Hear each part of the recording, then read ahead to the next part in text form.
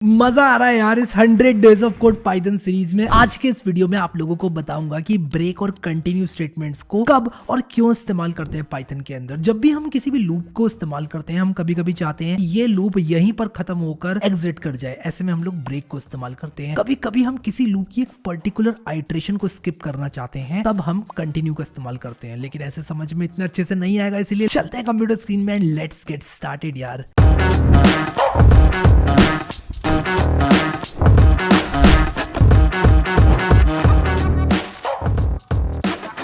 जैसे कि मैंने आप लोगों को पिछले वीडियो में बताया था कि मैं आपको ब्रेक एंड कंटिन्यू के बारे में बताऊंगा। देखो, जो लूप्स होते हैं, लूप्स आइट्रेशन बाय आइट्रेशन काम करते हैं। आपको एक आइट्रेशन एग्जीक्यूट होती हुई पहले दिखेगी, फिर उसके बाद अगली आइट्रेशन आएगी उसकी, फिर उसके बाद उसकी अगली आइट्रेशन आएगी।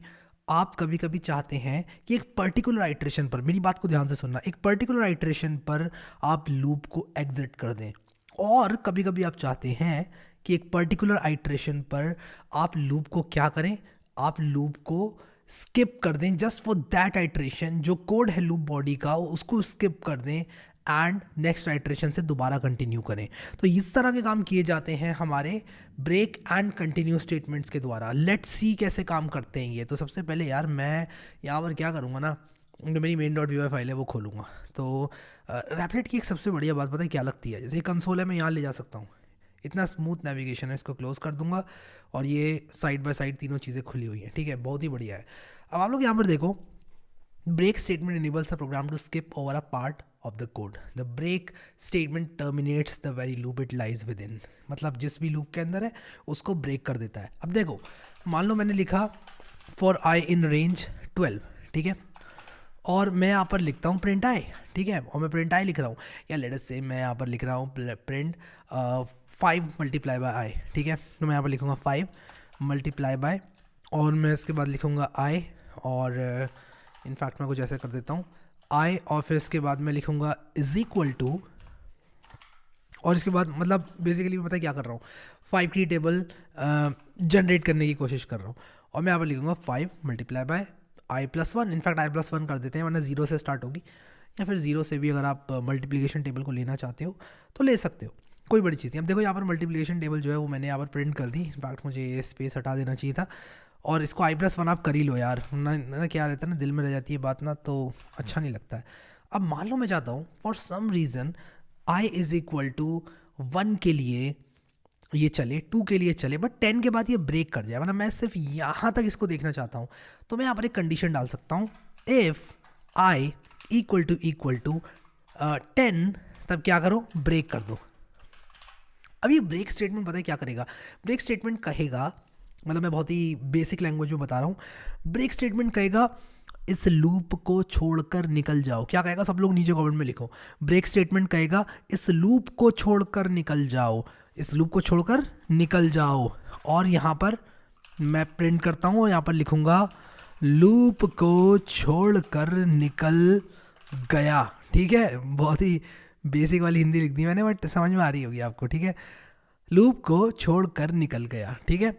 और यहाँ पर i = 10 पर ब्रेक हुआ, ठीक है, बट i = 10 को हमने एग्जीक्यूट किया, 10 के लिए ये × 11 था, बट अगर मैं यही चीज़ ऊपर डाल दूँ ना यहाँ पर, तो क्या होगा कि i = 0 के लिए चीज़ एग्जीक्यूट होगी, i = 1 के लिए एग्जीक्यूट होगी, i = 2 के लिए एग्जीक्यूट होगी, i = 3 के लिए एग्जीक्यूट होगी। 3 के लिए यहाँ पर क्या लिख कर आएगा, 5 × 4 = 5 × 4 जो कि 20 होता है, 20। अब मैंने यहाँ पर देखो एक गलती कर दी, टेबल गलत आ रही है क्योंकि मैंने ब्रैकेट्स का ठीक से इस्तेमाल नहीं किया। तो क्या कर रहा है, पहले 5 को मल्टीप्लाई कर रहा है आई से, और उसके बाद 1 जोड़ दे रहा है उसमें, जो कि गलत है, ठीक है। अब देखो अब सही हो जाएगा ये 5। उप्स, मैंने गलती कर दी दोबारा से यार, मैंने ब्रैकेट्स ही गलत लगा दिए, क्या कर रहा हूँ मैं, क्या हो गया आज मुझे, ठीक है।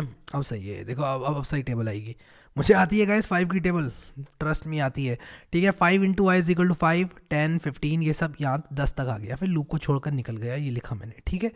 तो क्या हो रहा है, i = 10 जैसे ही होगा, देखो i = 9 जब होगा तब ये चीज़ प्रिंट होगी। ये बात आप मानते हो कि नहीं मानते हो, क्योंकि i = 9 होगा तभी यहाँ पर 5 × 10 डिस्प्ले होगा कि नहीं होगा।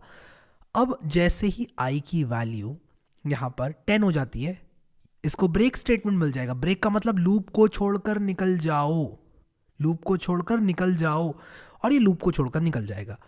तो यही हुआ, ये तो था ब्रेक स्टेटमेंट। क्या ये मैं वाइल लूप के साथ यूज़ कर सकता हूँ? एब्सोल्युटली कर सकता हूँ। सेम चीज़ होगी, लूप को छोड़कर निकल जाएगा। बट कंटिन्यू में क्या होगा, आइट्रेशन को छोड़कर निकल जाओ। अब एक बात आप लोग समझो, बहुत ही मतलब एक जो बात बोलने वाला हूँ अभी मैं, वो आपको ब्रेक एंड कंटिन्यू स्टेटमेंट बता देगी। ब्रेक का मतलब लूप को छोड़कर निकल जाओ, और कंटिन्यू का मतलब आइट्रेशन को छोड़कर निकल जाओ। अब लूप को छोड़कर निकल जाओ और आइट्रेशन को छोड़कर निकल जाओ में डिफरेंस है। क्या डिफरेंस है, लेट्स सी। अब अगर मैं यहाँ पर इसको हटा दूँ, ठीक है, और यहाँ पर लिखूँ कंटिन्यू, ठीक है, और यहाँ पर मैं लिखूँ, इनफैक्ट मैं ये जो चीज़ मैंने लिखी है इसको, या ठीक है यार, कंट्रोल वाई, ठीक है। अब मैं काम करता हूँ, यहाँ पर लिखता हूँ कंटिन्यू, और यहाँ पर मैं थोड़ा इंग्लिश में लिख लेता हूँ, मैं थोड़ा सा प्रोफेशनल हो जाता हूँ यहाँ पर, स्किप दी आइट्रेशन, ठीक है। अब क्या होगा, जैसे ही आई की वैल्यू 10 होगी, ये आइट्रेशन स्किप हो जाएगी, क्योंकि ये कंटिन्यू स्टेटमेंट यहाँ पर है। कंटिन्यू का मतलब कि यहाँ तक जितना भी एग्जीक्यूट हो गया है वो हो जाए, इसके नीचे का कुछ भी एग्जीक्यूट नहीं होगा i = 10 के लिए, ठीक है, और ये वापस से अगली वैल्यू पे चला जाएगा। तो देखो यहाँ पर क्या हुआ, जैसे ही i = यहाँ पर 0 था, मैं काम करता हूँ उसको दोबारा से रिवर्ट कर देता हूँ, i+1 हटा देता हूँ, मैं i ही रहने देता हूँ, उससे ये होगा ना, थोड़ा अंडरस्टैंडिंग में ईजी होगा आप लोगों के लिए। तो देखो यहाँ पर फॉर i इन रेंज 12 में i की वैल्यू 0 होगी, मैं इसको रन करता हूँ दोबारा, i की वैल्यू 0 होगी तो आपको 5 × 0 = 0 दिखेगा। फिर i की वैल्यू 1 होगी तो ये दिखेगा, i की वैल्यू 2 होगी तो ये दिखेगा, 3 के लिए ये, 4 के लिए 5, 6, 7, 8, 9, लेकिन 10 जैसे ही हुआ ये स्किप द आइट्रेशन बोल रहा है। तो क्या हो रहा है, जैसे i की वैल्यू 10 होगी, इस लूप के अंदर जाएगा, इसको देखेगा, स्किप द आइट्रेशन लिखा है मैंने, अगर मैं ये ना भी लिखूँ तब भी कोई दिक्कत नहीं है, ये एग्जीक्यूट होगा क्योंकि ये कंटिन्यू के ऊपर है। कंटिन्यू स्टेटमेंट के ऊपर तक जो भी है वो एग्जीक्यूट होगा। जैसे इसने कंटिन्यू देखा, इसका मतलब अब इस वैल्यू के लिए, यानी इस पर्टिकुलर आइट्रेशन के लिए, इसके नीचे का कुछ भी एग्जीक्यूट नहीं होगा, अगली वैल्यू ले लो सीधे। अगली वैल्यू क्या थी, i = 11, तो इसने अगली वैल्यू ले ली, ठीक है। आई होप आप समझ गए, कंटिन्यू से स्किप होती है आइट्रेशन, और ब्रेक से लूप ही पूरा ब्रेक हो जाता है, ठीक है। हम लोग बोलते हैं प्रोग्रामिंग में breaking out of the loop, यानी कि हम लूप से बाहर आ जाते हैं, ठीक है। आई होप कि ये चीज़ क्लियर होगी आप सभी लोगों को।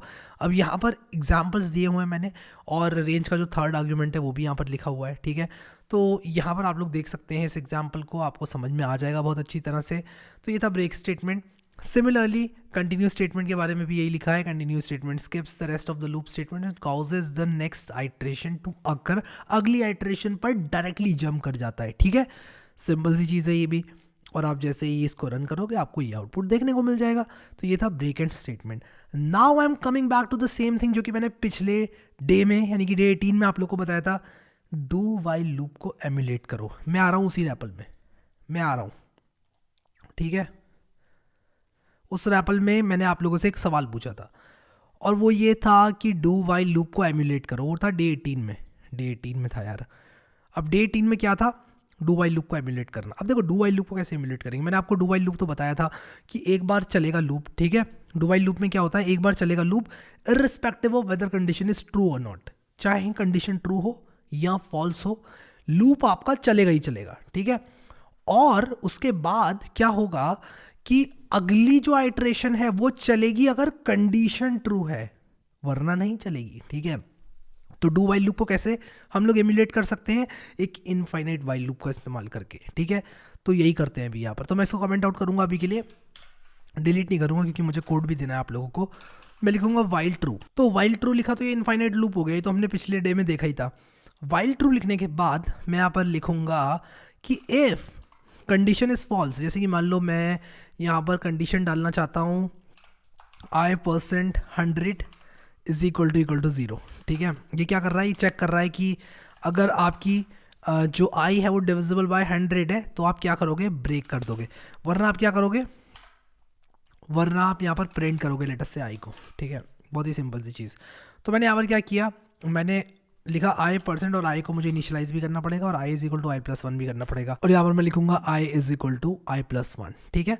तो मैंने यहाँ पर लिख दिया कि इफ़ i% 100 = 0 तो ब्रेक। अब देखो मैं इसको चलाऊंगा अगर, तो क्या होगा, i की वैल्यू पहले 0 है, 0 से लेकर 99 तक इसने प्रिंट कर दिया। क्यों किया, क्योंकि जैसे i की वैल्यू 100 हुई, ये क्या हुआ, ये ब्रेक हो गया, ठीक है। तो i की वैल्यू 100 के लिए ये लूप से बाहर आ गया, यानी कि डू वाइल लूप एमुलेट हो गया, ठीक है।